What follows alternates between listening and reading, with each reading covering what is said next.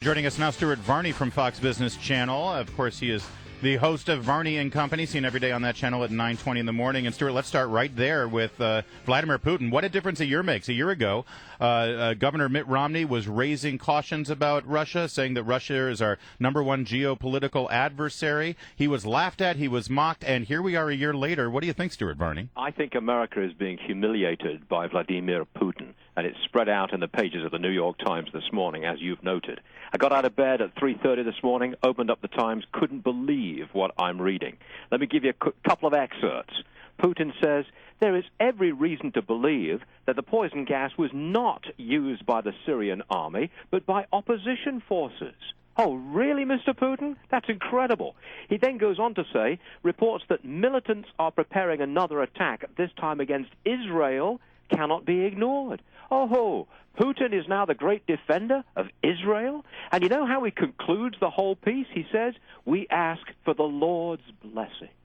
This from the former head of the KGB in officially atheist Soviet Union. I mean, this is Putin dictating America's foreign policy, utterly humiliating our president and taking the lead in the Middle East, running with the ball. Unbelievable. Well, he's taking the lead, Stuart Varney, but it seems as though, based on the speech that we saw earlier this week by the president, that we're offering him the lead. We're handing over the lead to him. Yes, we grabbed at a lifeline.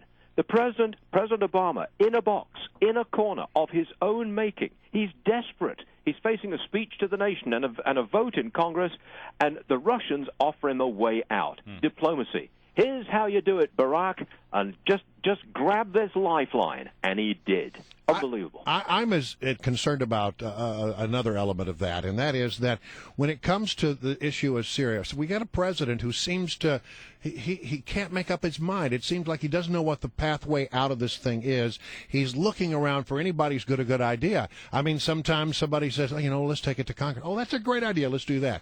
And then somebody says, well, they give it their chemical weapons, and Russia jumps in and says, yeah, we like that idea. And the Syrians say, yeah, we like it. Okay, that's a good idea. It's just he's wandering around following, it seems, whatever thing he heard last. He hasn't got a policy. He has no vision of what he wants to do with America in the rest of the world, other than retreat from any sense of responsibility.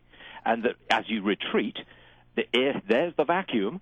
The bad guys jump into it, yes. And we react moment to moment to what the bad guys are saying. We're reacting to as opposed to leading in policy. Well, and given the fact that they've been bad actors in the world, these are not the kind of people that one would want to do business with. No, I don't think this president recognizes that evil exists, that we have enemies who really want to beat the crap out of us. I don't think he understands that, and he's unwilling to get to grips with it.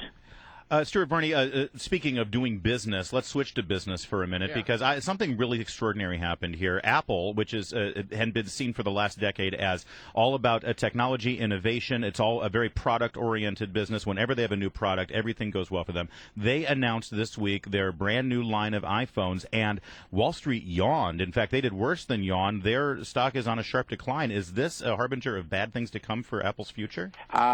It looks like they don't have anything really big and really innovative in the pipeline. But what really got them was that they did not announce a deal with China Mobile.